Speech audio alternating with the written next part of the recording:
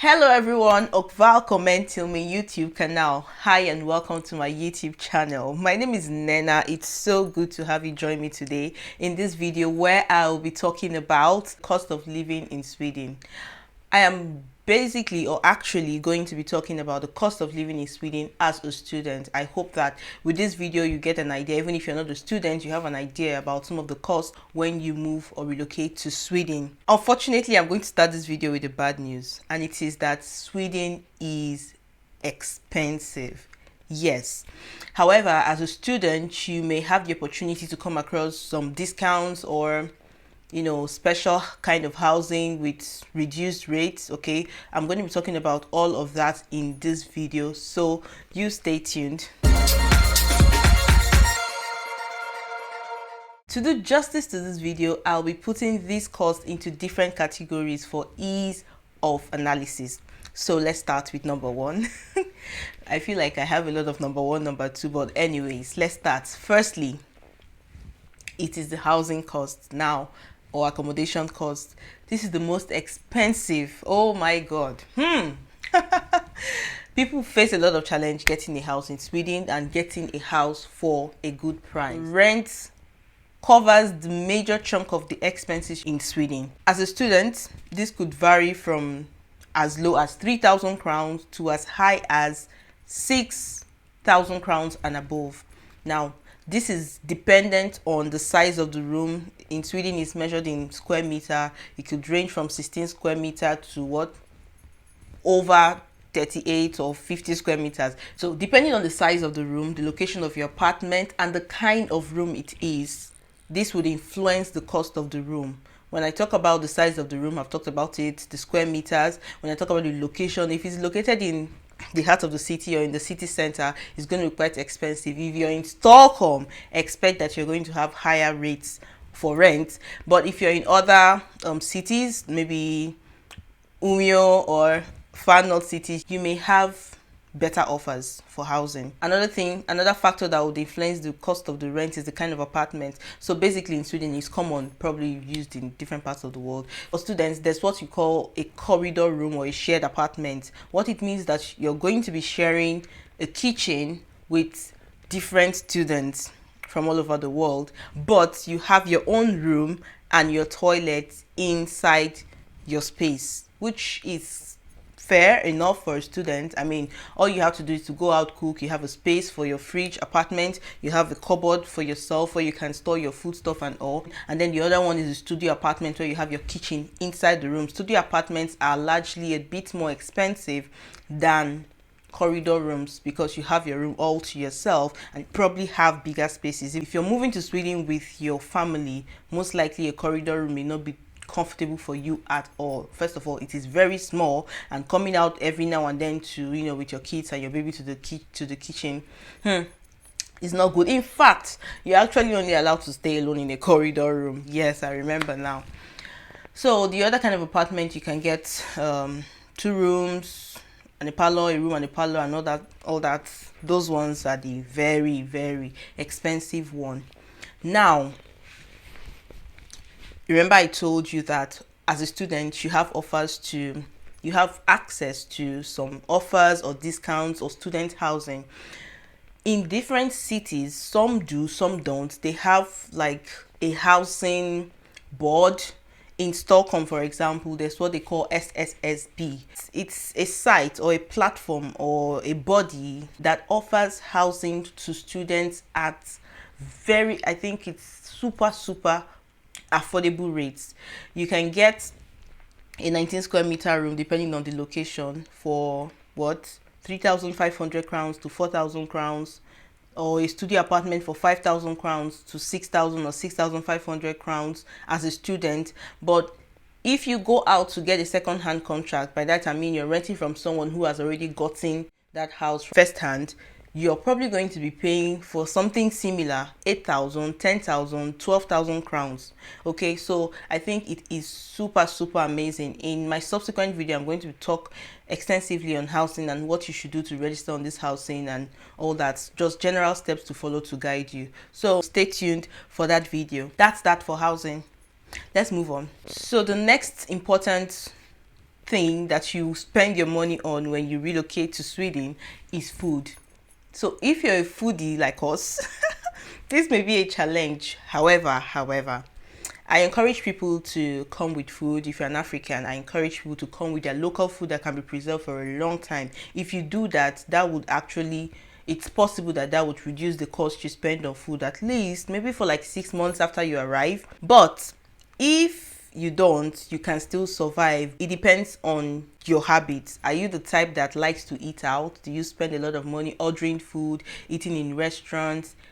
I really do not advise that you do that, because you may not even get the kind of food that you want outside. What you're going to be getting is mostly junk food, or maybe you go to eat at a buffet, but you can't do that forever. And if you're with family, the cost of feeding may be on the high side. So generally, as a student, I would put this, assuming that you have foodstuff that you came with from your country, I'll put the rate of feeding to be like 1,500 to over 3,000 crowns per month.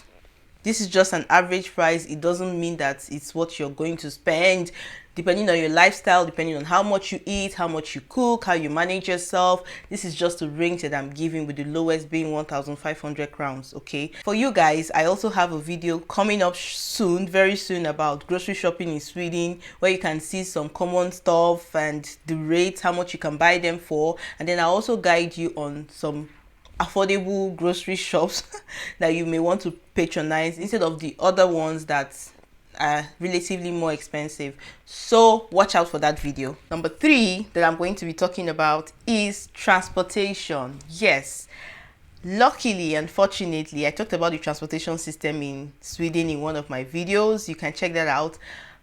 Transportation in Sweden, I will speak for Stockholm, is relatively amazing, because like I said in my other video, you may not need to own a car to be able to move around. They have buses, they have trains, they have trams, they have ferries, and smaller buses to get to the inner cities.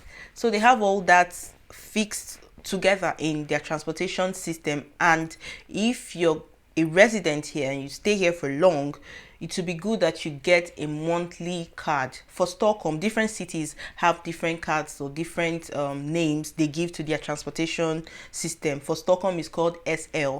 I think for Uppsala, it's UL. I don't know, but I'm sure different systems have different things that work for them. So in Stockholm, I'm using Stockholm as an example because that's where I am. That's what I can use as a basis, and then other information I have, I'll also share. So in Stockholm, you have your SL card that as a student you pay 650 crowns per month for, which is really nice. With it, you can use any transport system you want to use to get to anywhere you want to get to within Stockholm throughout the period of 1 month. While for non-students, just in case anybody that's not a student is watching my video, it's 900 and I need to check 970 crowns per month. Now these rates are at the time of this video, timestamp February 2022. In case you watch this video in years to come, things may have changed and probably for the upward trend. Different cities would have slightly different rates, probably cheaper, because Stockholm is a big city, so you may have cheaper means of transportation or cheaper cost for monthly transportation in other cities in Sweden. Number 4 is activities or going out with friends. This is kind of optional depending on your kind of person. Okay, if you're not the always wanting to go out kind of person, you always want to stay in your room, you can't do that forever, but it means you have a few number of times you would want to hang out, because when you hang out, you'll be spending from 300 crowns to 500, 700, 1,000 crowns, depending on where you go to with your friends. So if you're somebody that does that, you need to budget some amount of money for what you call miscellaneous or emergency. Maybe we do 1,000 to 2,000 crowns per month. This is highly optional, but just so you have a bracket for something else or something else that may come. Finally, this one I want to talk about is your data or your mobile subscriptions per month. Be very careful out there, guys. There are some mobile networks that I don't even understand why the difference in one network to another network is like day and night. Yes, For example, Leica Mobile is quite cheap for students for subscription. So if you already have your phone, Leica Mobile has a subscription for I think 100 crowns per month, and is it 10 gig now? I can't remember, but you know that if you have an accommodation, you already have, most likely you have internet provided with that accommodation. So when you're in your room, you don't need to browse on your phone with your mobile data. But when you go out, if you're working or if you're a student, even in your school, I'm sure you have Wi-Fi to connect to. But maybe when you're commuting to school or commuting to the store or wherever, you need data to browse your phone or do any other thing. So 10 gig may not be so bad if you're not a very high consumer of data. Okay, so Leica Mobile is one of the best for me, one of the most affordable. I used it for like 6 months when I arrived here, and then I had to change my subscription because I got a new phone. And people, I was paying like up to 3 times of what I was paying for Leica Mobile, and I found it really outrageous. I had to cancel. So be careful when you're getting a new phone and you want to do a subscription. Either you just do it for a short while so that you can switch to a network that will serve you for less amount of money or amount of spending. Okay, so take note of that. So for subscriptions, let's put it at 200 to 500 crowns per month. I've been giving ranges from the lowest to possible highest or more, so I'm going to total the lowest values and the highest values so that we get a range of the total value or the amount of money you're going to be spending. So for rent, I said you could be lucky to get as low as 3,000 crowns to over 6,000 crowns. And then for food, I'm assuming if you're single or married, from 1,500 crowns to over 3,000 crowns per month. And then for transportation, 650 crowns to 1,000 crowns per month. For your subscriptions, you have 200 crowns to 300 crowns per month. And then for miscellaneous, just in case anything comes up, we have 1,000 to 3,000 crowns per month. So if you add this value of lowest values and these highest values, you have this range of money you're going to be spending in a month. This is not fixed. This is just my personal opinion based on what I've seen and based on my experience. And the lowest price is actually possible if you're frugal enough and you manage your finances properly. But to be on the safe side, plan with this budget. If you are going to be applying for your residence permit, Sweden has their own amount of money that they expect you to have in your account every month. When I was applying, it was around 8,000 crowns, but I am definitely sure things have changed. So check out Swedish migration website. I'll put a link in the description so you get an idea of what it currently is. So if you're going to be no, let me not say that. I'll talk more about it in a video where I'll be talking about how to apply for residence permit and handling your finance and your documents and all that. All right, thank you so much for sticking with me till the end. I hope you found this interesting. If you did, share with your friends that you think it will be useful to. Like my video so that other people will get to see it and learn from my content. Okay, thank you so much again for being here till the end. Goodbye. Hey there. So I just finished watching the video I shot and I forgot to mention, please let me know in the comment section if you have any special requests of videos that you want me to talk about soon. I'm a little less busy this period and I have the time for you, so engage me.